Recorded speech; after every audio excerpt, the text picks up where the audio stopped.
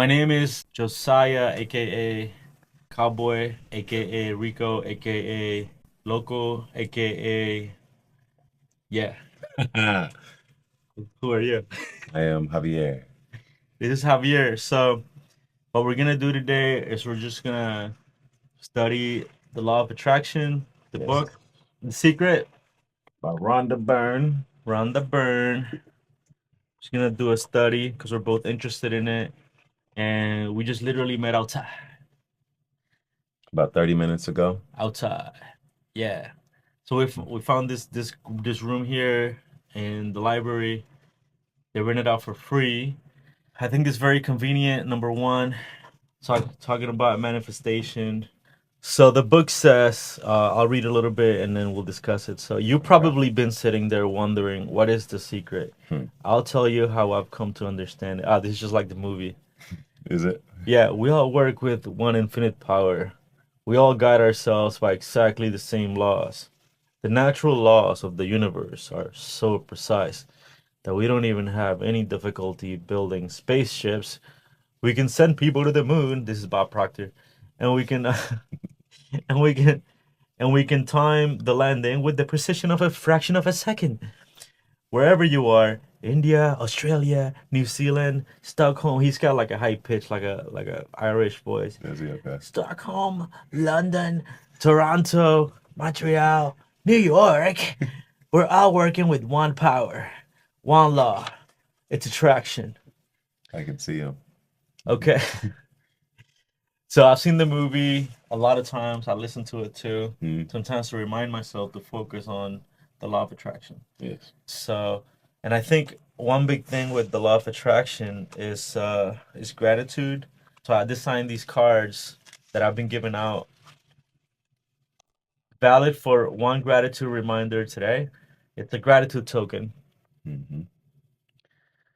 So here's yours for today. Thank you. Thank you. And I don't know. What do you think? What do you think about this introduction so far? The introduction being the law of attraction. Uh, I believe it to be simple, yet I believe it to be simple. Yes.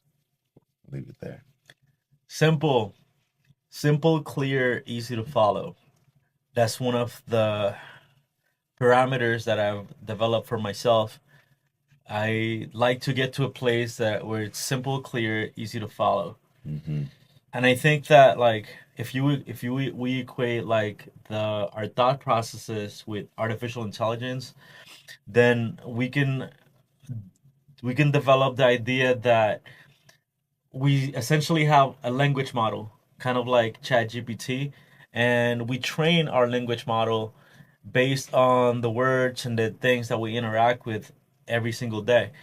So, like the what is the book? The servo mechanism book. I forget the name of it, but basically it talks about like our mind is like a servo mechanism from a missile, and it needs to have a destination, and then once it has a destination, then you need to program the parameters for it to get to that destination. So if the programming is not right for it to get there, then it will never get to the destination that it needs to get. What do you think about that? That makes sense.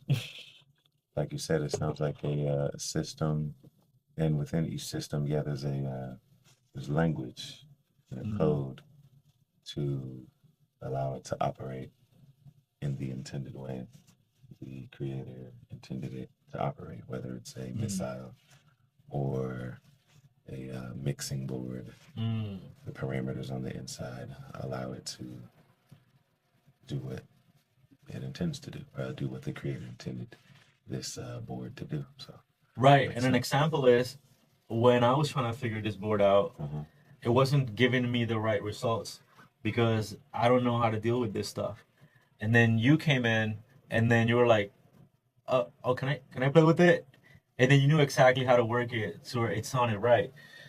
So the same thing with the law of attraction. If your mechanism is not programmed in the right way, like the soundboard, then it won't have the right information or the instructions in order to get to where it needs to go or get you the result that you're intending for. What do you think about that?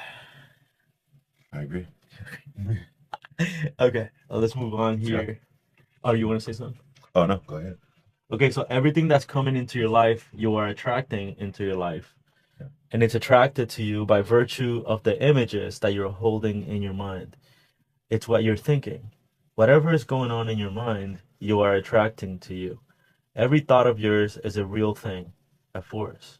That's by Prentice Mulford, 1834 to 1891. So this guy lived in shit in the Wild Wild West or the 1800s. Yeah, sounds like it. Yeah, I'm not too familiar with that time period, but that's where they had like bars and gunslingers and stuff, in the 1800s. and they killed every criminal. If you steal something, they'll just shoot you. Yeah, that's that time period. I think so. Wow. Okay.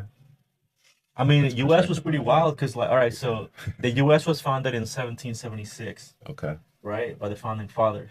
So this 1834. Uh-huh. So that's about what 50, 60 years after the founding of the United States. Okay. But you remember cowboy movies? Yeah. Like, What time period are those based on? I never knew. I just take them back to the old days, but I never knew the exact time period. Let's check. Let's Yeah. let's look up what time period. I see them a lot. Like I just never put the time period on them. Are Western Oh, back in the based on Western days. 1865 to Ah. 1890. So he This was is like, this guy talking. yeah, Okay. 1834 to 1891. Okay. So this guy lived in the Wild Wild West.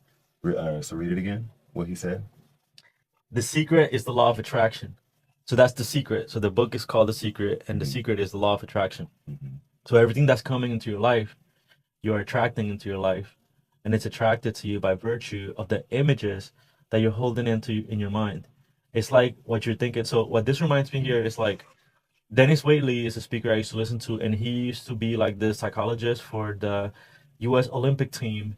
And then what he says is that the athletes they imagine their routine. Let's say if they're a gymnast or like a diver, like when they like jump off the planks and they do the flips and stuff. Uh-huh. They imagine their flips over and over in their mind, getting it correctly thousands of times, and that's all they focus on. So remember we were talking about focus. Yes. Imagine that level of focus. That's Yes. really what it takes to compete at that high level. Yes.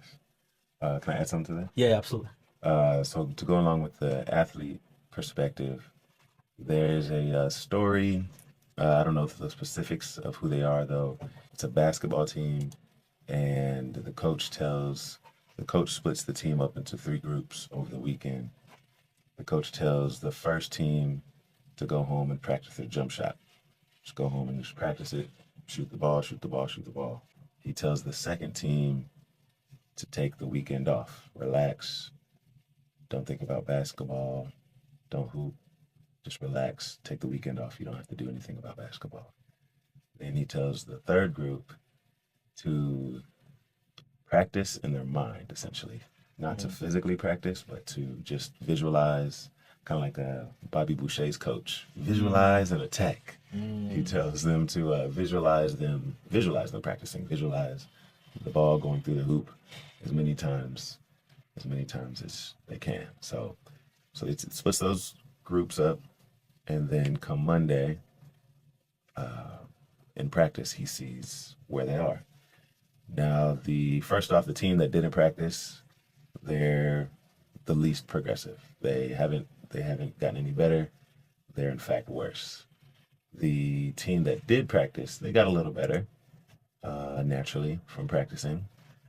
And the team that didn't physically practice, didn't rest, but visualized them practicing and the ball going through the hoop, they were actually the team that excelled the most, even over the ones who physically practiced. Yes, this is a Harvard study, I think, right? I believe so, yeah. Okay. The first group was told not to touch a basketball for 30 days, no practicing or basketball. The second group was told to practice free throws for an hour, half hour for 30 days. And the third group was to come to the gym every day for 30 days and spend half an hour with their eyes closed, simply visualizing hitting every free throw. And after 30 days, all three groups are asked to come back and take the same number of free throws they had in the beginning of the study. The first group of students who did not practice at all showed no improvement. The second group showed 24% improvement, the ones that were practicing, and the third group showed a 23% improvement. So even so it Okay, was it okay. was less than the ones who practiced, but it was only 1%. Yeah. Mm. So the measurable improvement in the group that purely visualized the exercise was virtually the same as the group who had physically practiced. So you can Mm, equate like mental rehearsal mm, to actual practice, mm, but it does take you knowing what the process is first, mm, because you can't mentally rehearse something you've never done before. mm. So the athletes, they know how to shoot a free throw, so they know how to practice in their mind because like they know how to place their hands and feet and legs and the whole body in order to be able to visualize the correct training over and over. Yeah. Wow. Okay. That makes sense. So it says here, if you were to ask Tiger Woods or Michael Jordan about visualization, they would tell you that before they take a shot, they visualize success. Mm, Okay. My basketball coaches say that too. mm, It's like you have to like visualize it going in as you're shooting or before. Why wouldn't you visualize success in your mind's eye before any activity? This is your life. Visualize yourself as a successful person. Spend a few minutes each and every day impressing that person which you want to become into your subconscious. This will all sharpen your concentration skills and your willpower. To your success, Paul Ciccio. I don't know who that is, but I guess he's got a blog called philciccio.com, and link is power of visualization. Shout out to Phil Ciccio. sure. Ciccio. Ciccio. CC or something. He's Italian. So okay, you want to just continue from here? Oh yeah. Let's see. So let's see. Every thought of yours is a real thing, a force. That's by Prentice Mulford. And he's also in the 1800s. No, it's the same guy. You start from Oh, here. okay. The greatest teachers who have ever lived. But if you want to like go back to that and discuss that, that's fine too. Like Yeah. Okay. I'm open. Yeah. The greatest teachers who have ever lived have told us that the law of attraction is the most powerful law in the universe. Mm. I do have one experience that kind of relates to that, Mm-hmm. kind of visualizing and yeah, just using the law of attraction for that power to bring it to you. Mm-hmm. So, for instance, was walking past this building. It was a large lot where they shoot movies and do a lot of productions. And I was just thinking to myself as I was walking past the building, how nice it would be to work there. Mm. And through my thought process, I just was visualizing it and also turned my narrative into this production company would love for me to work there as well, Mm. bringing them towards me and bringing me towards them in the conversation. So I was like, I would love to work there as well as this production company would love for me to work for them. Mm. And the lot was so large, it was about like a 15-minute walk around the block. So I had 15 minutes to, just visualize that. And me, I was just doing it for fun, but like the universe still hears anything you're saying, whether it's sarcastic or in play Mm. or in seriousness, it hears it all and it takes it. So literally the next morning, I get an email from that literal production company Mm. asking for some material for them to use in a couple of their next productions. And Mm. yeah, like it says, every thought of yours is a real thing. It's a force. And the law of attraction is the most powerful law in the universe. Mm. So I thought that I kind of related, and it's pretty neat. It was pretty neat to see it work instantly and with something that I was familiar with, to where I can use that experience to attract greater things with a more intentional approach. Whereas this approach was, I was just, just having a walk and was just thinking of nice thoughts. So Mm. I would like to take that approach and put it more intentionally towards, yeah, things I truly desire. Because I see that Mm. when you're playing with the law, it still works. So, yeah. Yeah, yeah, and to that, I think that if you have like you have to be able to balance your good emotions that you're focusing on Mm. with the actual results that you want. Because sometimes the result that you want, in spite of the emotion, the positive emotions, is just as bad as if you didn't accomplish your results at all. It can be even worse because now you have accomplished something and then you feel like shit, you know? So I think the key here lies in aligning the positive emotions with the results you want. So I don't think you want to rush things or feel like everything. However, you could speed up the process with improving efficiency in your own mechanism. And how do you mean that? Improving the efficiency in your own mechanism. Well, with practice. So like let's say if you just started shooting a basketball, you don't want to get overwhelmed or stressed because you're missing shots. Mm. You're gonna miss a lot of shots, Mm-hmm. especially starting out. So let's say if you got a brand new goal and you don't accomplish it right away, it's like, okay, that's normal. Why are you getting overwhelmed? Yes, there are times where you have beginner's luck. And then all that's another thing. Like you have beginner's luck in something. Let's say sometimes I would stay at the house for like a few weeks or even a month just reading. Mm. And then I would visualize myself like I was okay, so let me just get my mind ready. So I would do like affirmations and even in different languages and do them in the morning and then kind of prepare my day. Mm. And then let's say I will go out on like February 13th and I'll meet a girl February 13th. And now she becomes like my girl for like the next couple months or something. That's beginner's luck. So then now, in order for me to replicate that, I would have to start all over because I already have a girl. So I'm not, first of all, I don't have the desire to do that. And now my goals have changed. Mm. And then I may even feel entitled to the girl and to the experience and let's say to her attention and to her compliance to me. And then long story short, she feels I am treating her like if I could manifest or if I can get any of her Mm. or if I can replicate this experience like quickly with somebody else. And maybe she was wanting the same thing as I was and then she kind of manifested me so we kind of like came together because our energies match at that time. So in order to replicate that, it would take a lot of beginner's luck as well. Mm. And I feel like maybe that could even be God, like giving you a chance, or who knows, like could be the other side, could be demons, like just making things happen for you, or like just like the spiritual beings seeing, okay, this person wants this, let's give it to him. So I really wouldn't know how to explain it from a spiritual sense, but I'm Mm. just open to the idea that there are forces outside of our our perception that are at play as well. Because how does it work? Yes, we can imagine and think about things and serve them. It could be as simple as we're a missile or a machine, Mm. or it could be something else that we can't even grasp. Yeah, I agree with that. Uh, Two things that sparked my interest was the beginner's luck and what you just said as how were you kind of talking about like we necessarily don't know how it's working, whether Yeah, it's okay. exactly. So for the beginner's Like luck, it's abstract. mhm, Like yeah. like how are you able to say it? This is the law of attraction. This is what it looks like exactly. Mhm. You know what I'm saying? Yeah.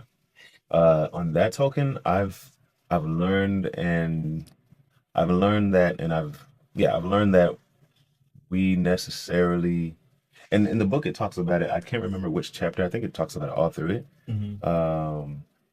It tells you that it tells us that the how is necessarily not our Business. That's yeah. Les Brown. That's, Huh? Les Brown says that it's like the how is none of your business. Yeah. It tells us that exactly that. It just tells us how to use it, but Mm, not how it well, it tells us how it works. Okay, yeah, it tells us how it works, but it doesn't tell us how the universe is going to bring it to you. mm, For instance, say you want to manifest a trip to the moon. So yeah, you want to manifest a trip to the moon. Or yeah, let's say they want it before we went to the moon, whoever Bob Armstrong or whatever the guy's name is, Neil. Neil Armstrong, Shout out to Neil. say he goes, I want to go to the moon. Mm. And he just truly believed. He's like, I imagine the moon where you can float. And he's just imagining all these things and he wants to go to the moon. Though he doesn't know how they're going to get there. This is before spaceships are invented. He just knows he has this idea. He believes in that idea. And he just takes step by step to get there. And he doesn't know the middle steps Mm. yet. He knows the final step is his feet touch the moon. And he knows the first step is him asking to go to the moon, him believing he wants to go to the moon, Mm. and him receiving him going to the moon, as in, well, I'm going to the moon. So in order to prepare to go to the moon, I got to build this team, and this team has to build this thing. Oh, you're talking about Kennedy. Talking about Kennedy when he says like we're gonna be in the moon because I don't. Neil Armstrong was just like an astronaut. Yeah, well, I don't mean necessarily those exact people. I Oh. just mean like the idea of wanting to do something Mm. and knowing the final result and knowing the first step, but not knowing how it's going to play out in between. Mm. So that was just going on to us having the how not be our responsibility, and we'll find it here in the book So what do you think? shortly. What do you think Donald Trump said? We're going back to the moon. What do you? Did he say that? Yeah, that's why he started Space Force. Oh shoot, You know the Space Force. I've turned off my Donald Trump radar, Your political my radar. political radar. Indeed, I didn't even know they were running until probably Well, a this is week when he ago. was president. Back when he was Yeah. president.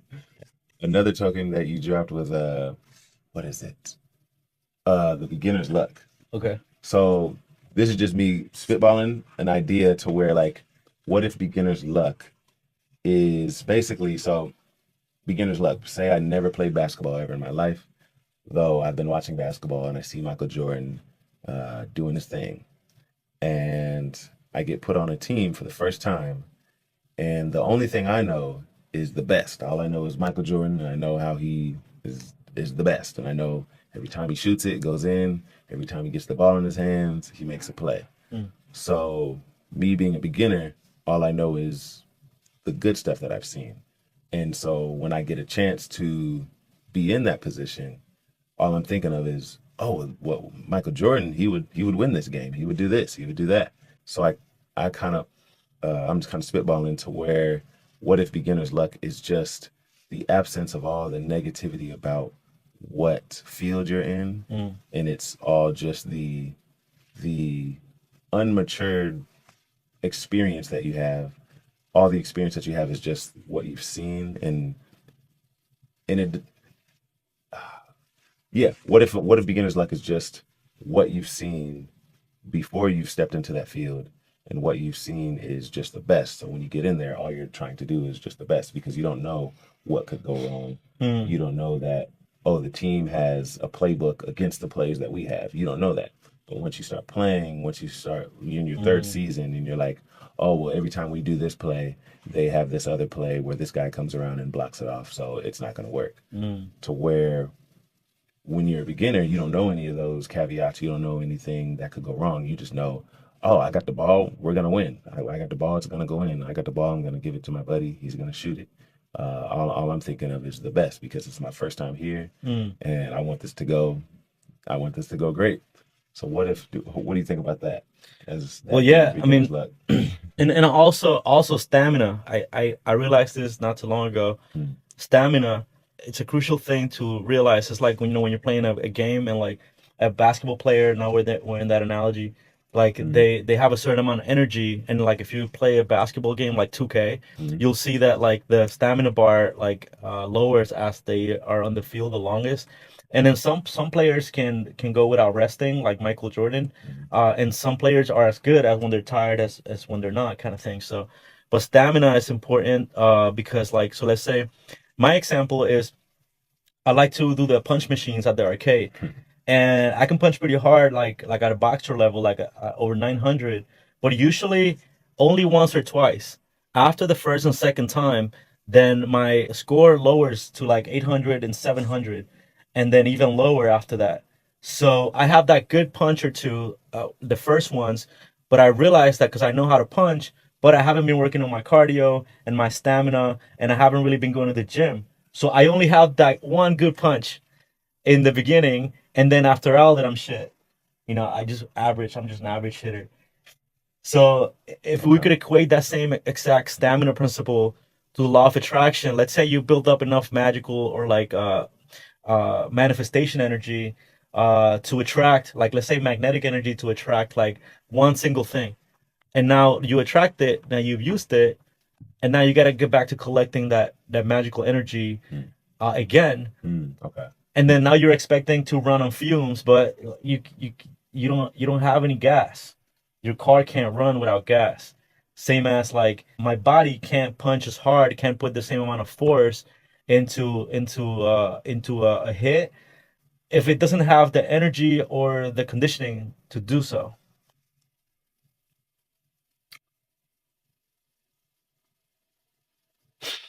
I kind of get that. Yeah, Yeah. pretty fit guy, right? Uh-huh. You know a little bit about that. Uh-huh. Yeah.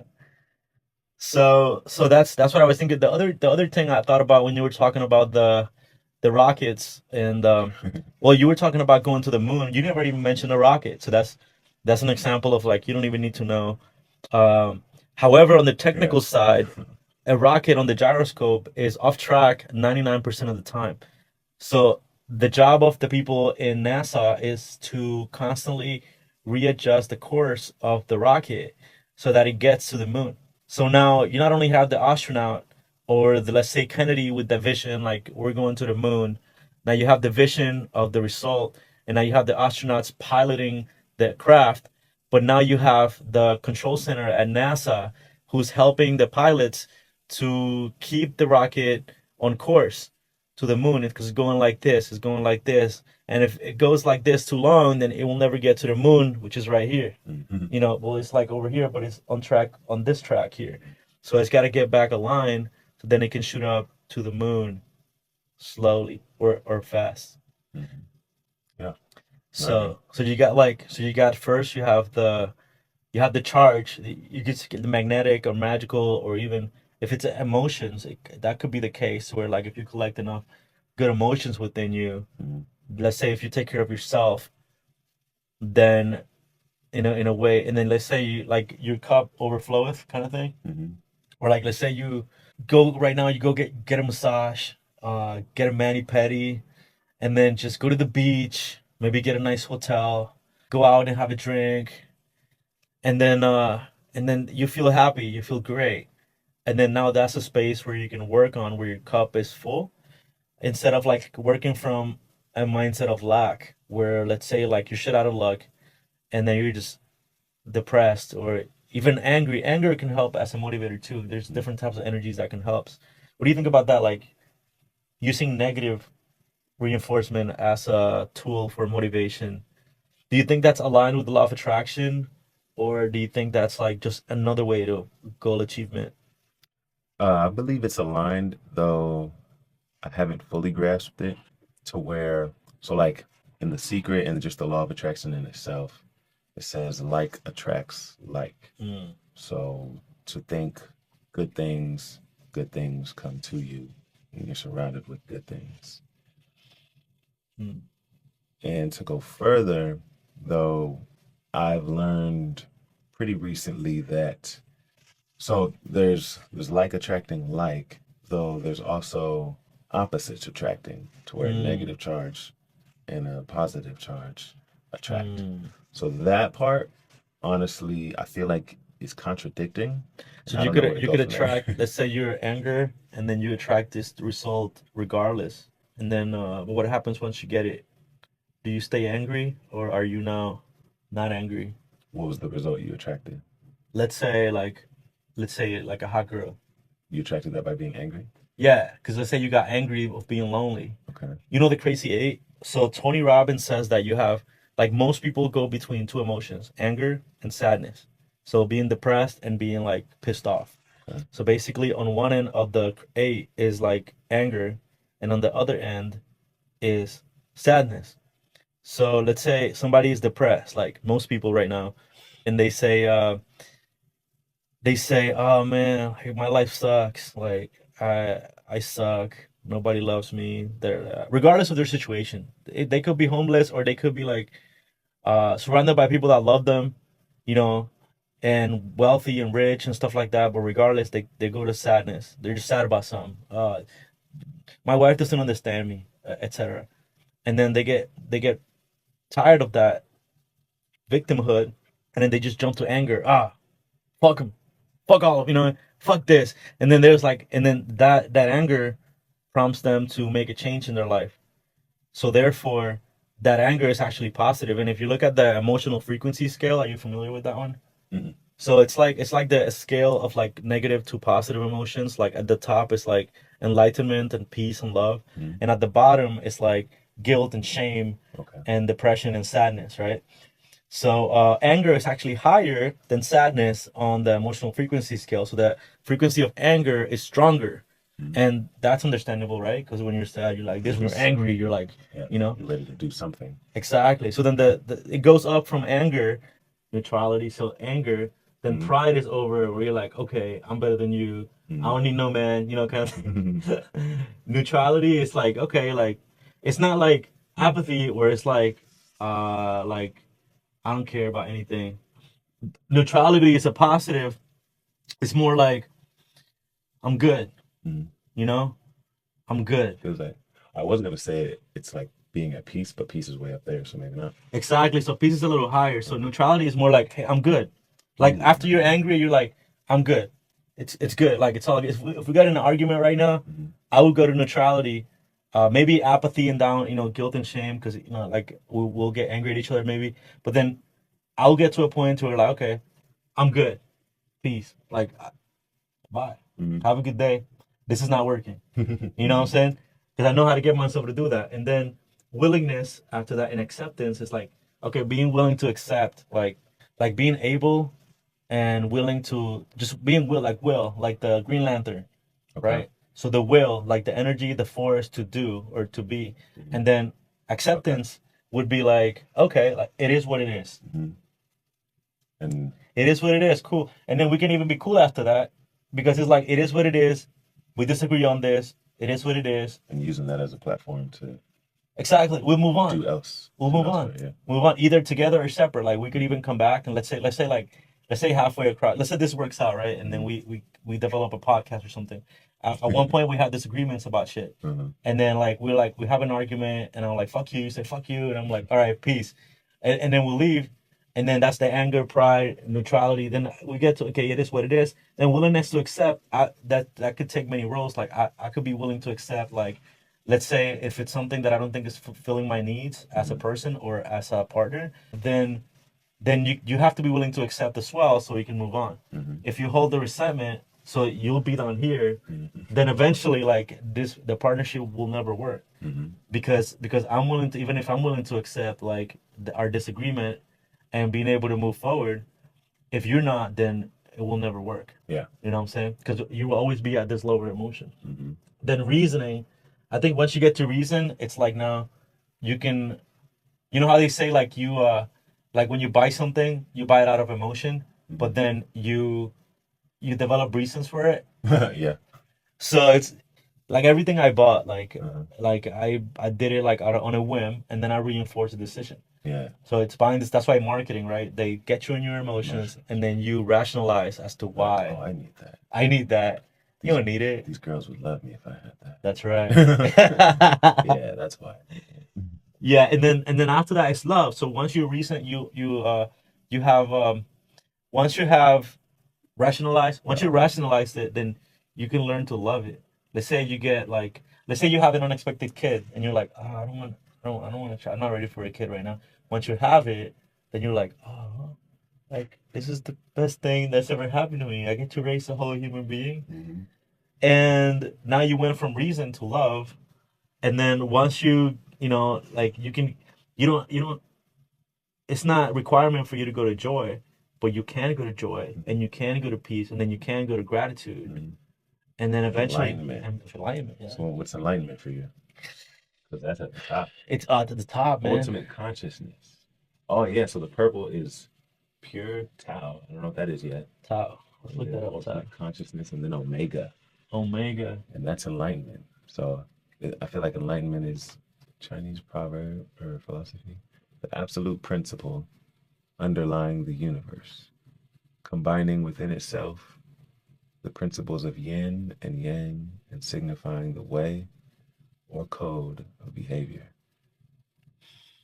that is in harmony with the natural order. The interpretation of Tao is in the Tao Te Ching, developed into the philosophical religion of Taoism. So Tao is sometimes confused with Tao. Okay. So it's the underlining meaning of the universe is what it's saying. It's the path Yeah. or the way. Because here the primary concept of Taoism is the Tao, meaning path or way. The Tao has three aspects: the way of reality, the way of nature, and the way of human life. Taoists believe that the primary goal of life is to align oneself with the Tao. Okay. What is the Mm. Tao? Is the Tao God? What is it? There are gods as part of the Taoist beliefs, often introduced from the various cultures found in the region now is China. These gods are a part of the Tao. Like all living things, Taoism has Mm. temples, monasteries, and priests who make offerings, meditate, and perform other rituals for other communities. So it sounds like Tao, well, Tao, they're saying Tao means path or way, Mm. which you Oh, can, aligning with the way. yeah, you can Okay. translate to journey. Mm. So it's saying Taoists believe that the primary goal of life is to align oneself with the Tao, with means With the way. with your way, with your path, with your journey. And then if you want to go back to Sure. the thingy, Oh, the this? yeah. So okay, yeah. So when you get to the purple, which is everything from peace, gratitude to enlightenment, that's when you are in your Tao, in your journey, in your way, in your path. Mm. So you're in your pure, yeah. So once you reach peace, yeah, that makes sense. So once you reach peace, that means you have reached, you're on your journey, you're on your way, you're on your, yeah, Nice. you're on your right path. I had a graphic designer change this up and then make it like a speedometer, Mm. and then I had like enlightenment over here at the end and then shame over here. Mhm. So it's like if you press the pedal of your emotions, then you can, you know what I mean? Mhm. Like as you race, you go from shame and guilt to apathy. Let's say you're let's say you wake up in apathy a lot, and maybe a little bit of grief, and then you go up to desire, the anger. You're like, oh, okay, all right, let's get to work, you know. And then Mhm. pride, neutrality, willingness, acceptance. Then if you can rev up to gratitude or joy or love, you're winning. Yeah. Because I think like if you look at like a little energetic thing like here, Uh-huh. so if you're able to go up the scale in a straight path, that means that you're aligned with the path. And I think like a good metaphor for this is like the snake in yoga. Hmm. So where you have like you're aligning the spine, and then you're able to feel like a snake feeling in your like from your spine, which means like your body is fully aligned with your mind and your emotions. I think that's like the ultimate thing of yoga. Um, so I don't know. I mean, what do you get anything from that? Yeah, Okay, a lot. okay, So one, so I'm looking, so to relate it to the book, The Secret, at first I was taken aback by desire being all the way into the contracted realm of the emotional scale. yeah. Though But it's at the top though. you get to, so like desire. So I'll point out three real quick. So you have desire right here. Then you have, if you go up a couple, you have acceptance. And then if you go up a couple more, you have gratitude. Hmm. And if you look at the book, the three steps in the secret, in what they call it in the secret, they call it the creative process, Mm. is step one is to ask. So I'll just Mm. read that real quick. The first step is to ask. Make a command to the universe. Let the universe know what you want. The universe just responds to your thoughts. So step one is asking for what you want, and you can also say for what you desire. So if your emotion, so on the emotional scale, your desire Shout out to down Lisa here, Nichols. yes indeed. your desire is right here. So that being the first step, of course, it's going to be, Mm. Could closer to we? the bottom. Do you know how to? Cause can we put this here? Somebody in the Oh, share the overlay. screen. Cool. So, yeah, so you got the ask right here in the desire. That's your, you know, lower part of the emotional scale. And then step two is to believe. Mm. And so step two, Lisa Nichols again says, step two is believe. Believe that it is already yours. Have what I like to call unwavering faith, believing in the unseen. So I kind of equate believing to acceptance Mm. because you believe it, I've accepted it as my reality. Mm. So now you're higher up on the emotional scale. And if you look, you're getting closer to the expanded realm of the emotional scale. Right. And then the last step in the creative process and how to use the secret is to receive. Mm. And Lisa Nichols again says step three, and the final step in the process is to receive. Begin to feel wonderful about it. Feel the way you will feel once it arrives. Feel it Mm. now. And that's joy, peace, gratitude. It's like, Yes, yeah. mm. Especially gratitude, because like you said, you're thankful. Mm. You're thankful once you received it. So you're being gracious, your gratitude. So now you're up there. You're in pure Tao, ultimate consciousness, and you've reached the Omega. Mm. So that's what I saw with that. I saw the secret in here. I saw the law of attraction at work, Mm. using your emotions to get there because it says all you have to do, there it is. Is that it? You have to feel it. All you have to do is feel. And Mm. these are all feelings. So start with the desire feeling because like really we want to, if we're not in a situation where these feelings are valid or necessary, like guilt, apathy, grief, shame, fear. Oh, that's crazy. So fear is right below desire. So say that Mm. you're fearful of like wanting to say that you want this just giant helicopter. You're like, oh, I don't really need a helicopter. I'm kind of scared. If I would ask for that, I Mm. don't know if I need that or whatnot. Or Mm. well, let's just say a house because everyone needs a house. Mm-hmm. Say you're like fearful of asking for this $2 million house. Once you surpass that fear, you're into desire. So now you're ready to use the creative process. So once you pass that fear, you're in desire, and then yeah, it just goes on. Acceptance and gratitude. Like in my example, I'm skipping these because I necessarily don't have an example of being angry or prideful or neutral or willingness within the process, but Mm. just to relate it to the process, the creative process, this emotional scale kind of represents that. Okay. Yeah, Interesting. So based on this idea, we've combined emotions with manifestation. yeah. And so therefore, like my doubt earlier, which it's a very I think it's a very fair doubt. But like if we were to go into the realm of emotions solely, discounting like spirituality, everything else, so solely based on emotion, that would mean that the charging energy which I spoke of is basically getting yourselves charged up, expanded within your emotions and get to an expansive point instead of I guess like a coping mindset. I think uh, there's like RSD Tyler calls this coping versus thriving. Yeah, So it's like if you're contracted, you're coping, you're basically just surviving, and then yeah. if you're expanded, you're thriving, which means like, or you could be just in a mindset of thriving, Hmm. which is like That's your feeling. right, which is grateful, at peace, feeling joyful, and enlightened that you're basically the I think successful, like you're feeling successful because success is like it's like the journey. It's like success. Like success means literally like moving forward, right? Like Hmm. I am having progress, success, progress, and then so I am progressing. I am becoming better. I think all that is the same thing. Like it's not like success is like I am at the pinnacle of success. Nobody reaches a pinnacle of success. Like there are peaks and valleys in life, and there will always be peaks and valleys in different ways.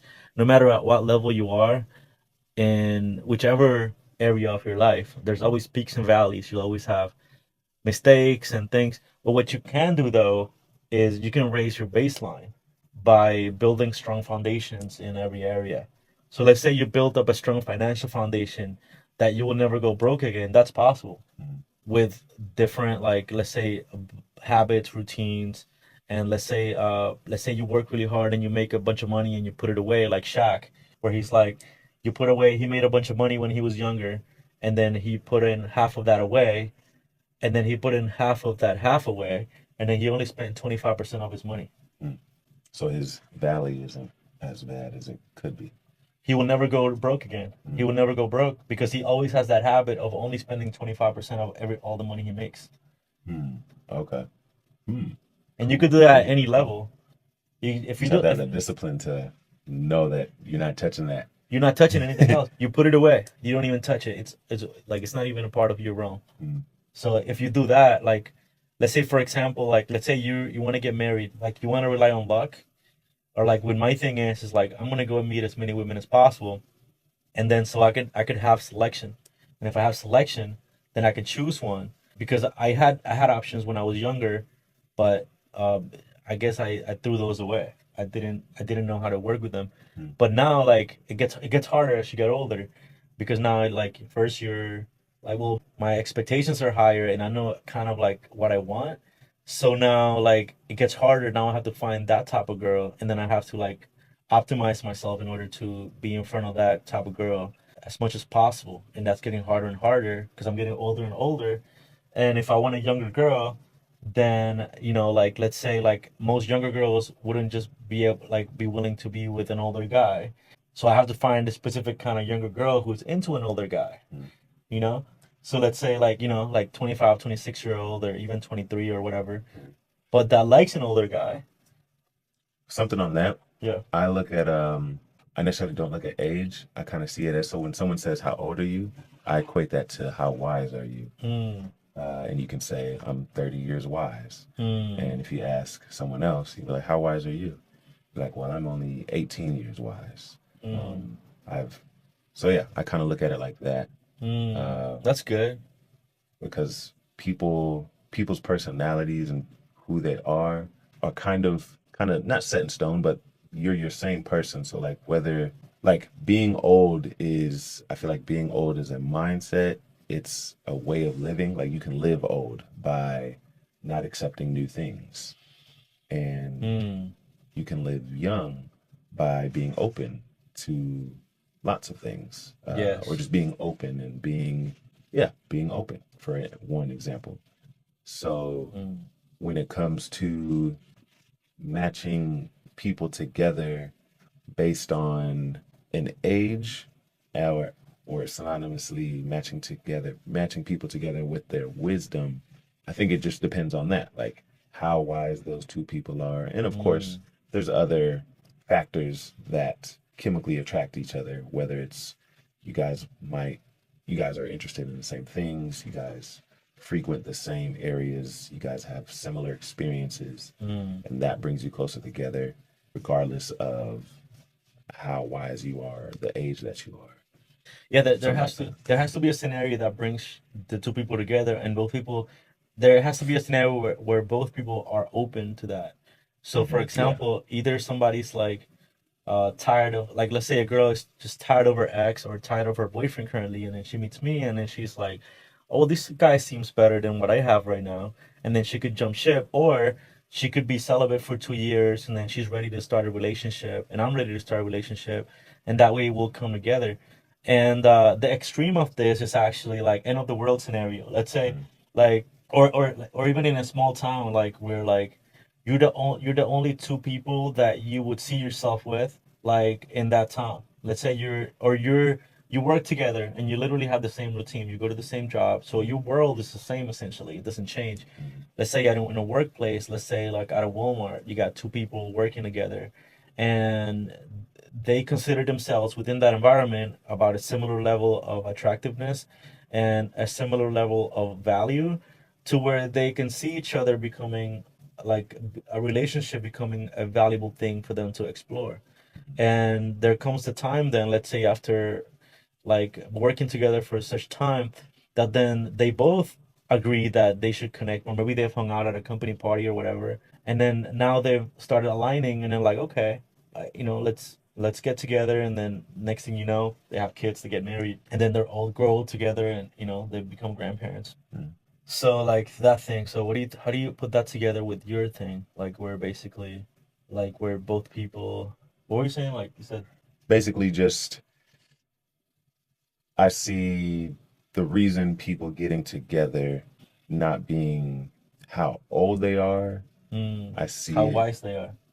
I see their wisdom aligning. So I see Mm, people aligning mm, rather than it being a definite, well, this person's 25 and this person's 35. Absolute no. It's 10 years no. I mm, don't see it as that. I see it as just alignment. And you mm. can align with any and everybody using different factors. That's okay. That's interesting you say that because the last girl I was talking to, she went to my Toastmasters club in Mm-hmm. Florida, and like where I know everybody, and she knew everybody there. She was pretty newer and stuff. So then we kind of connected there Mm-hmm. because she saw me speaking and stuff, and then next thing you know, like we're hanging out that same day, and like we've hung out, and like we became very like I guess attracted to each other in that way. And then we came together and got close quite quickly because of the environment and because our wisdom was aligned at that moment. Mm-hmm. We're into the same things. We're both into personal development. We're both in Toastmasters. We both had the same friend group. Mm-hmm. And then I think like a lot of things came together, and then we're like, let's explore this.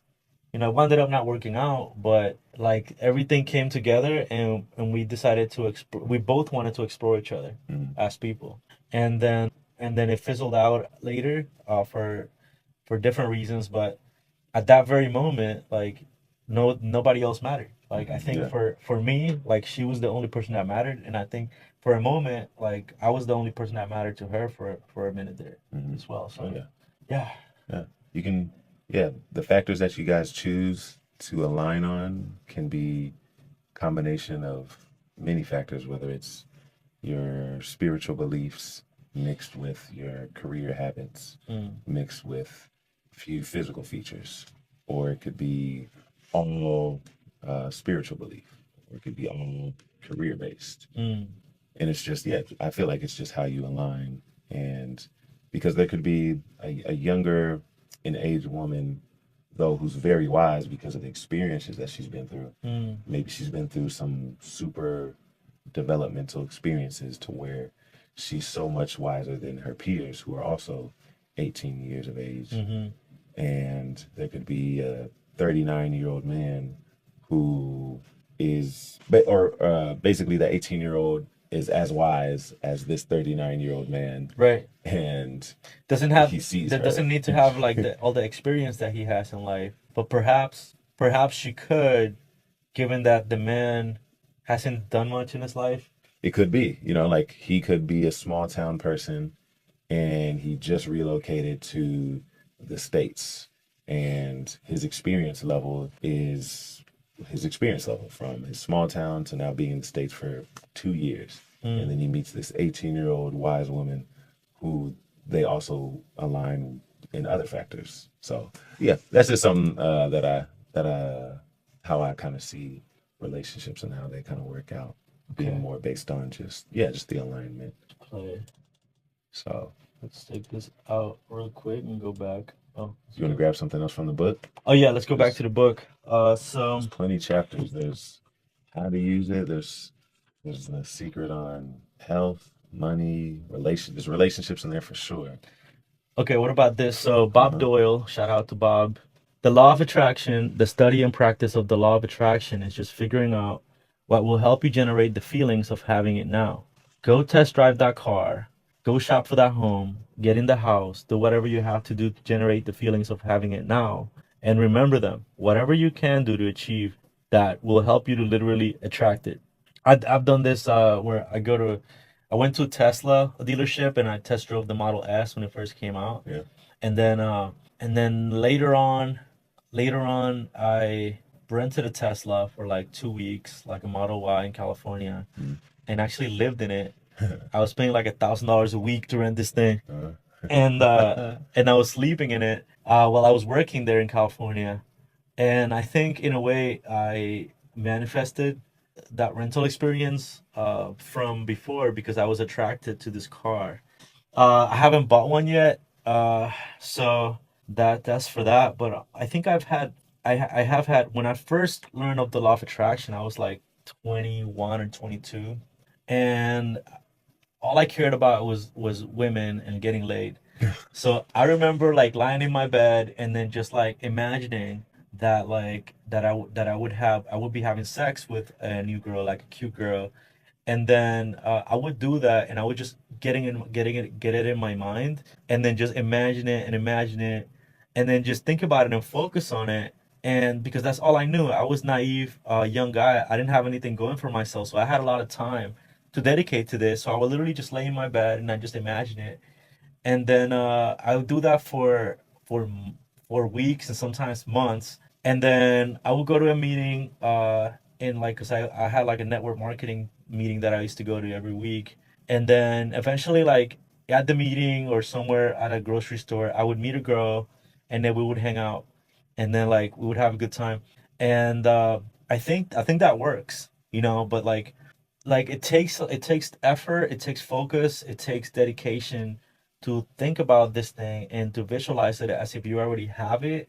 So at this point in my life at 36, I'm looking for healthier ways to do that where I'm not wasting all my day doing it, you know, like actually get things done. And but I don't know, maybe that's not the way to go. Maybe the way to go is to relax into the things that I want and then just kind of just picture them in my mind. But number one, there's two things there. Like, how do you get to the peaceful point in your life to where you are able to focus on the action of first of all putting up the picture in your mind of the things you want, and then actually holding that picture in front of you and even making it a video and visualizing what it would look like and what it would be like, and then staying there for a long period of time to where you can start crystallizing it and clearing it, and let's say raising the resolution of the picture in your mind so that it becomes clear, clear to a point to where it to where you're able to manifest it. What do you think about that? Yeah, it kind of sounds like the service I just had where my pastor was saying, he said I'm gonna break it down, so I might say it wrong at first. Okay. So he saw with his eyes what he saw with it. He saw what, so he said what he saw in his mind before he saw it in real life. I think I'm paraphrasing. So, Mm. so two things honestly. So that, so yes, like you said, He you have to said he see saw it. in his mind. He saw it in his mind Saw it in first. his mind first. I mean, you can also equate that to he heard it He and he heard it. saw it in his mind, and so he began to speak it Mm. until it became in his eyes. And addition to that, they say that my pastor also says that we should be praying all the time. Mm. And because you were saying, what if you need to relax and do other things, and it's and the focus. So there's a conversation to be had. There's times where you need to focus on what you're doing, though. There's also you want to, if you're trying to create a life that you love and you're not living it yet. He says that you should be praying all the time, even when you do have it, Mm. which is the gratitude. So like while you have it, the last step in there is to be gracious, to be grateful for it, Mm. and it tells you to be grateful as if you have it. So when you do have it, you still want to be grateful. Mm. And in order to be great, or ways to be grateful, is to pray and thank, Mm. continue to be thankful, and continue to pray and speak. And praying is also the same thing, or speaking and manifesting. You can is synonymous to praying. Mm. Because in the book it says as well too, it breaks it down in religious terms, it breaks it down in scientific terms, and it Mm. breaks it down in the terms it's using. So Mm. a couple things is, yeah, I feel like you can always be thinking, thinking these thoughts, feeling these things, feeling these feelings, feeling the good feelings, feeling the gratitude at all times, in a way of always praying. So you can always be doing this Mm. because that makes it so much more powerful. Mm. And what you're praying about is the things that you are seeing in your mind, the things that are being shown to you, the things that are being spoken to you within your mind, within your heart. Mm. And you take those and you speak them to life. Does that Mm. kind of relate with that? Yeah, yeah. So the first thing I thought about when you were saying is, The visualization I was doing with the girls was basically a form of prayer. I think because like I was literally holding it into my mind and I was praying. And sometimes I would even ask God, I'm like, yeah, I want me some girls, like give me some girls, and then I would visualize it and I would focus on it in my mind. So I think in a way that's a sort of prayer. The second thing I thought about was vision boards. So if you have a vision board, let's say you can create a full picture of what you want your future to be, and therefore you can focus on that and look at that, and then eventually that can help to create the clear picture of what you want to manifest in the future. And then what was the last thing? So the prayer. Oh yeah, and the last thing was like a play on words. So you got prayer. So praying also like PRA and then there's PRE. So praying on something where like you want something and now you're praying on it. It's your pray. So you take that thing and then you make it your prey. So then now you go out there and become the hunter, and then you're the, let's say you're what is the prey, and then there's the like Mm, the animal that the predator. okay. You become a predator, and then you're there preying on the result that you want. Mm, Those are the three things that came to my mind when you were talking. mm. So anything? Do you have anything on that? What else do you think about the all the time, the praying all the time, as in always having these thoughts, always speaking these things to existence? Mm. Well, I think Brian Tracy says that like successful people Kind of think. like you were saying with Kobe, how he's Oh yeah, always yeah, he's always focused. yeah, yeah, He yeah. he You have never the. yeah he never It stops. never stops. Yeah. So like, I want to. I feel like I need to go deeper into this. So like praying, it's Mm, like when. So they say like if you're praying on something on a result that you want, mm, you are completely focused on it. mm, If you're the predator and you need to eat, you're not taking your eye off your food, and the prey is your food. So mhm, therefore, like say back to Kobe, like he never took his eye off the result. His result was like I want to be the best ever. And let's say you could argue that Michael was the best ever or LeBron or whatever, but it doesn't change the fact that for Kobe, he was and was going to be the best ever. And you need that type of mindset to compete at the high level that Kobe was competing at. Like you're no longer looking, you're not even, you're not just looking at the top basketball players in the country or the world. Now you're at the top level of basketball players in the country and the world. And that's where Kobe is. Like it's like it takes a different level. So it takes a really high level of skill and focus to get to the top of the basketball players in the country and the world.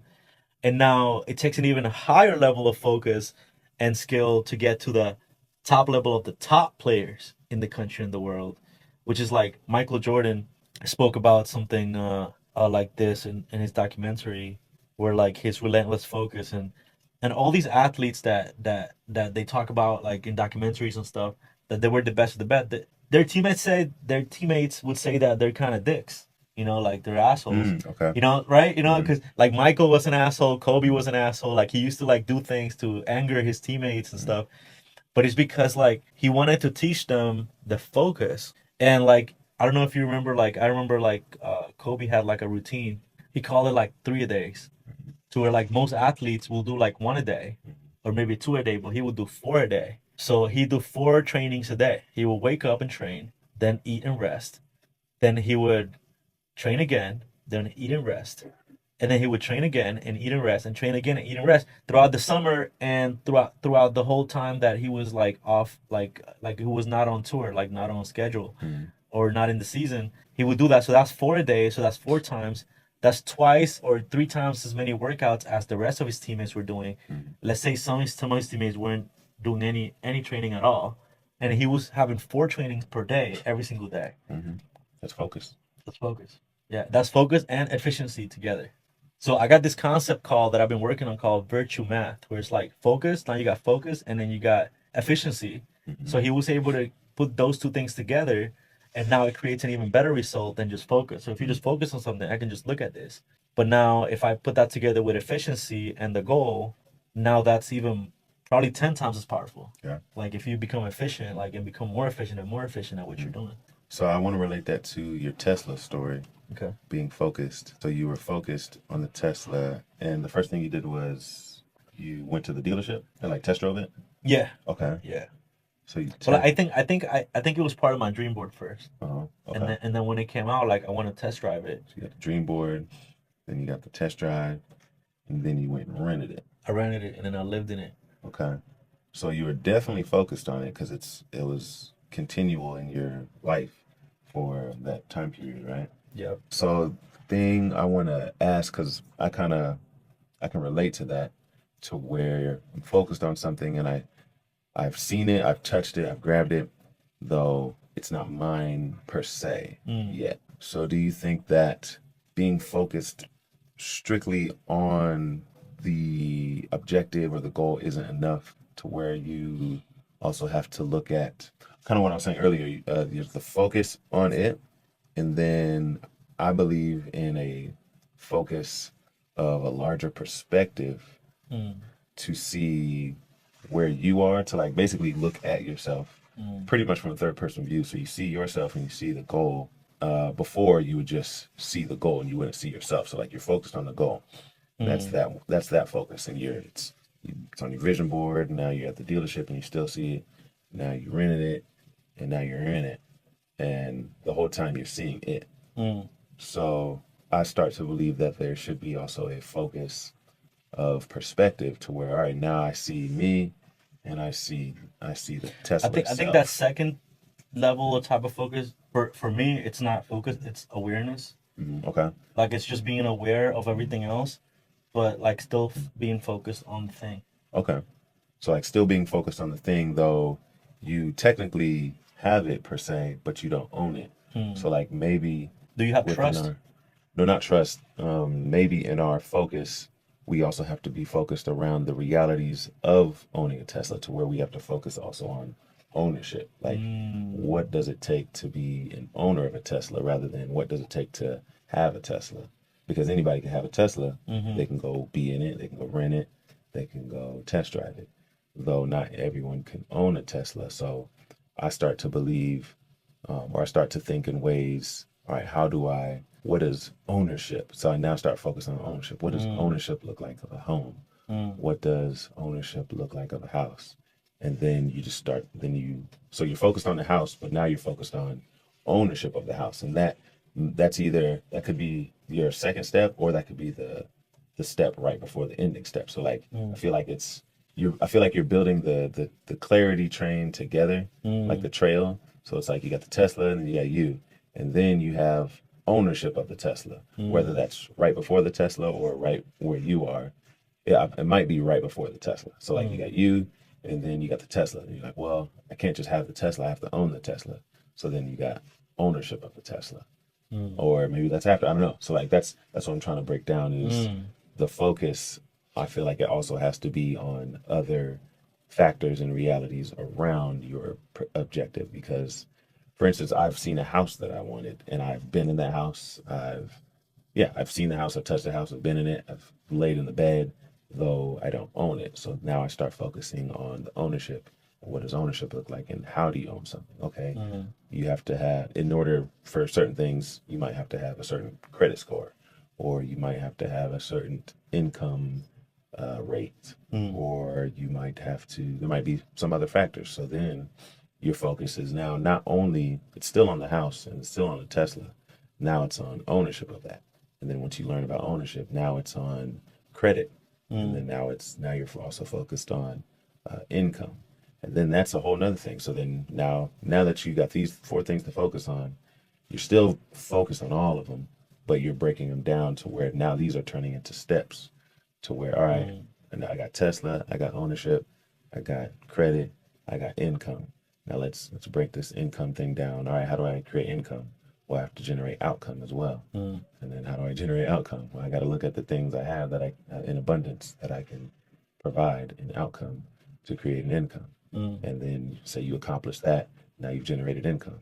And then you're still focused on everything. You're just breaking it down again, and now you're back at the credit. Like, all right, I got to focus on this credit score. I got to have a credit score of a Tesla owner. How do I do that?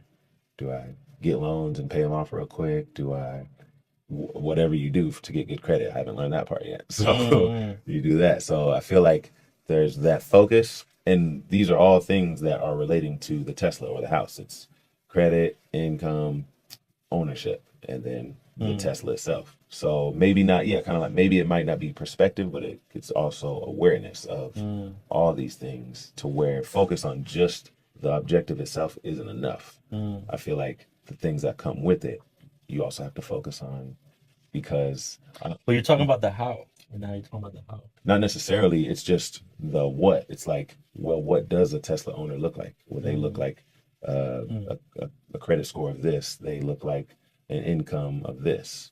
They are an owner. They are an owner of this. And mm, then you look at, so another thing I do is I'm able to, so people I meet who I see as role models, and I respect their person, what they do. If I'm not able to have a consultation with them, or if I'm not able to contact them, I've studied them enough and I've learned them enough to where I know their voice, and I know their voice enough to where I can take their voice and have them speak to me and say, all right, what would you do in this situation? Or what what does a successful person do? What does a successful person think like in this time? mm. To where that's that's kind of more deeper into it, but kind of what I was saying is just being focused on the objective might not be the key. Mm, It well, it's part of the key, though. It brings down the steps. It brings the steps to you. mm. I can expound on that other topic later, but Well, how do you receive but what would that? the steps? I think, in my opinion, the steps are part of the how. So it's like, yes, there are pathways that have already been discovered, and there are pathways that you don't know yet. So, for example, like you have that's I would put that into under the category of conventional knowledge of how to get a house, or conventional knowledge or how to get a Tesla. You need good credit, you need good this, good this. What if you develop something? What if, let's say, for example, like just spitballing here, Mm, let's say what if like we just met today, we do 4 hours of content, and then I'll send it to Fiverr, have somebody edit it, break it down into 10 minute videos or 5 minute videos and different topics, and then this goes viral, one of the videos goes viral, and then now, like, now you have like a brand, now you have like a viral video, now you're famous, now you can convert that energy and then put it into, like, let's say you say consultation, so let's say you have a consultation business, and then now you start funneling people to your consultation page, and then now you're able to afford anything you want, and you don't need to have good credit and shit. You know what I'm yeah. saying? Okay. Yeah. Like, Yeah. so there are Yeah. different ways, and I think so. What the Oh point? yeah. Okay. The point I I'm get getting you. at is trust and faith, right? Yeah. So you Okay. said you go to church and your pastor, so faith is really important. So basically, if you had faith that you'll get this thing, yes, faith with actions, right? But you don't have to be concerned about all the little intricacies of things.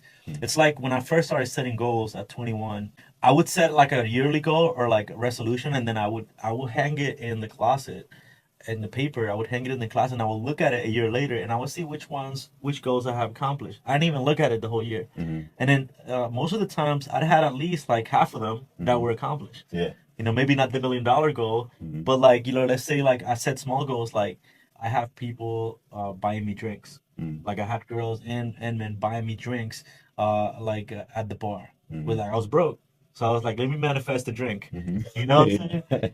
And then I also equated, like, if somebody buys me a drink, it means like they enjoy my company enough to buy me a drink. Hmm. So I said, let me manifest drinks, that people buy me drinks.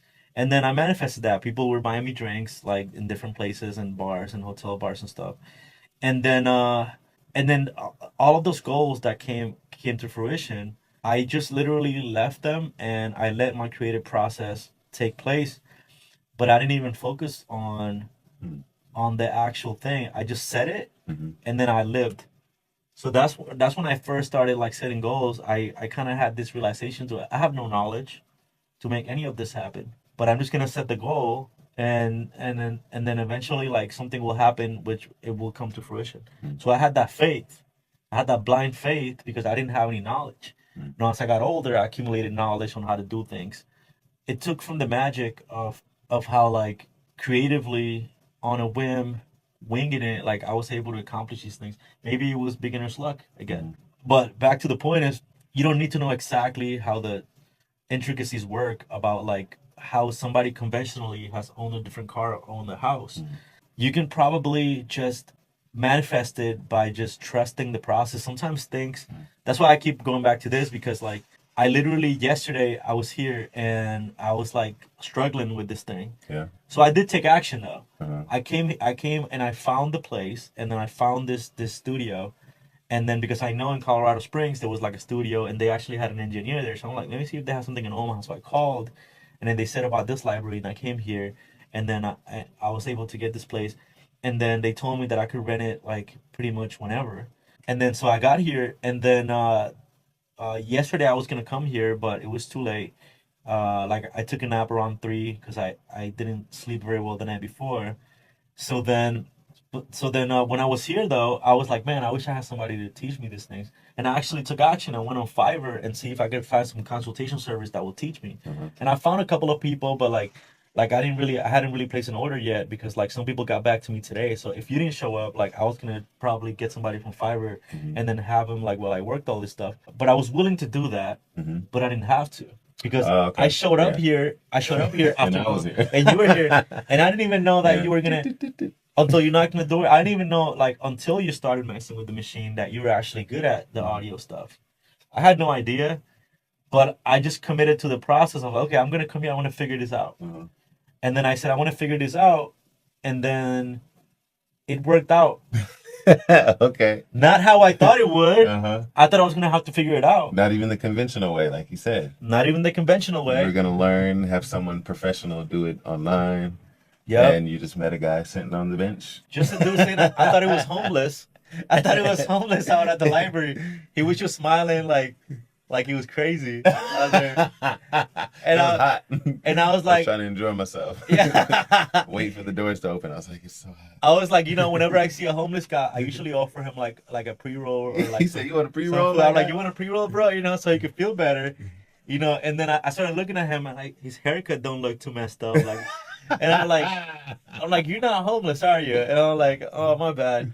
And then, and then I'm like, even if you were, like, it's cool. Like, I'm not judging you. And and then you had the book, The Law of Attraction, and then Uh-huh. started talking, and then we got into conversation about that. Yeah. And then the next thing you know, we're here. You worked out the sound in an expert way, in a very effective manner, in a way that I could never have done it. Probably, maybe in a year, maybe 6 months of studying this thing, or maybe in a month if I really focused on it. Mhm. But you took off like so much work from my plate. Probably maybe over 100 hours of work that I would have had to done with that thing Uh-huh. in order to figure out sounds and stuff. And maybe I would have never figured it out. You know, hey, and I can teach you. I can show you what I did. Yeah, maybe I don't want to know. Alright. maybe I don't really care. You just As long want as it works. You know what I mean? So back to the law of attraction. As long as it works, like, why mess with it, right? Yeah. So why try to figure Okay. out why it works? And it's like the double slit experiment, like The what? the slit experiment. Maybe I don't want to know how it works. I just want it to work. I just want it to work. That's a quote. Yeah, yeah, that's a vibe. Double slit experiment. So it looks like this here, and then I'll put the display here up too. It's taking a little bit to load. Are you good? Okay. What was it? Oh, it's video capture. Display capture. Split. Okay, there we go. Cool. Okay. So now, okay, this is the double slit experiment. You want to read it or you want me to read it? Let's see. Okay. Let's see. In modern physics, the double slit experiment demonstrates that light and matter can satisfy the seemingly incongruous classical definitions for both waves and particles. This ambiguity Yeah. is considered evidence for the fundamentally probabilistic nature of quantum mechanics. This is the type of experiment was first performed by Thomas Young in 1801 as a demonstration of the wave behavior of visible light. I'm not getting it yet. Okay. In 1927, Davidson and Germer, let's see. So basically, in modern physics, the double slit experiment demonstrates that light and Okay. matter Here, Hold on, go back up real quick. well, here's the basic version of this experiment, and this explains it really well. Okay. In the basic version of this experiment, a coherent light source, such as a laser beam, illuminates a plate pierced by two parallel splits, Slits. or two parallel slits. Okay. It's like this. See, double slit, slit, screen. You see it? Uh-huh. Slit. And then Okay. In the basic version of the experiment, a coherent light source, such as a laser beam, illuminates a plate pierced by two parallel slits, and the light passing through the slits is observed on a screen behind the plate. The wave nature of light causes the light waves passing through the two slits to interfere. Interfere, producing bright and dark bands on the screen. Okay.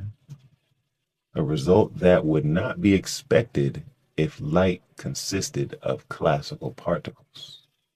However, the light is always found to be absorbed at the screen at discrete points. As individual particles, not waves, the interference pattern appears. However, the light is always found to be absorbed at the screen at discrete points as individual particles, not waves.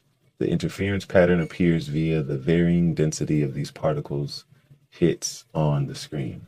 Furthermore, versions of the experiment that include detectors at the slits find that each detected photon passes through one slit as would a classical particle, and not through both slits as would a wave. Okay, let me. So read the first sentence again, just real quick. Okay. In modern physics, the double slit experiment demonstrates that light and matter can satisfy the seemingly incongruous classical definitions for both waves and particles. So basically, like, okay, let me Okay. find out here. I think I have images here. Let's look at images here. So basically, so you have the light source, you have the metal sheet with slits, and then you have the things on the screen, right? When it hits the screen. So the double slit experiment is basically that when you're looking at it, it's not like it's a different effect than when you're not looking at it. There's a video here on it. Let me see if I can find a really short one. Here, double slit experiment. Professor Dave here. Let's talk about the double slit experiment. He knows a lot about the science stuff. Professor Dave explains. In learning about the first few discoveries that led to the development of quantum mechanics, we discussed wave-particle duality. So we understand that both light and matter behave as both particles and waves. But we glossed over some of the technical details, so let's zoom in for a moment. In 1801, Thomas Young performed experiments where light was passed through a plane with two slits in it, striking a screen beyond. The diffraction and interference patterns that resulted clearly supported the wave model of light, with the brighter bands representing constructive interference and the darker bands representing destructive interference, with the width of the bands being a function of the frequency of the light. Later in the century, Maxwell showed that light is a wave of oscillating electric and magnetic fields. So it seemed as though the case was closed on the declaration of light as waves. But as we said, in 1905, Einstein solved the problem of the photoelectric effect by assigning particle nature to light. Thus, wave-particle duality was born. Later, de Broglie proposed that particles must therefore also display wave-like behavior, and this was shown to be true in an experiment, just like Young's more than 100 years prior. This modern version is what we are typically referring to when we talk about the double-slit experiment. From this, it was shown that a beam of electrons exhibits diffraction and interference patterns, just like light does. This demonstrates the wave-like properties of electrons, and by extension, matter in general. Later, low-intensity experiments showed that even an individual electron, when passing through biprisms or slits, will interfere with itself, making the wave-like nature of the electron undeniable. So it was shown that electrons act as both particles and waves, but not just electrons. Neutrons were also shown to exhibit diffraction patterns. It must be understood that since all particles are also waves, literally any object could hypothetically exhibit a diffraction pattern, so long as the object passes through an aperture roughly the size of the object's wavelength. But remember that massive objects have incredibly tiny wavelengths. So for something like a human being to diffract, they would have to pass through an aperture around 10 to the negative 36 meters wide, which is a trillionth of a trillionth of a trillionth of a meter. So this will be pretty tough, no matter how much you diet. In this way, we begin to see how Newtonian mechanics is not the fundamental descriptor of motion, but rather that it emerges from quantum mechanics as objects become large enough that their wavelengths are negligible. So don't worry, everything you learned in classical physics will still work just fine for any object you can see with your eyes. But along with these waves of matter came the wave function and the quest to describe it mathematically. This would be impossible without the creation of quantum mechanics, which was achieved by a host of brilliant minds. But we will focus on two people in particular, Erwin Schrödinger and Werner Heisenberg. Let's move forward and see what they had to say on the subject. Thanks for watching, guys. Subscribe to my channel for more tutorials. Support me on Patreon so I can...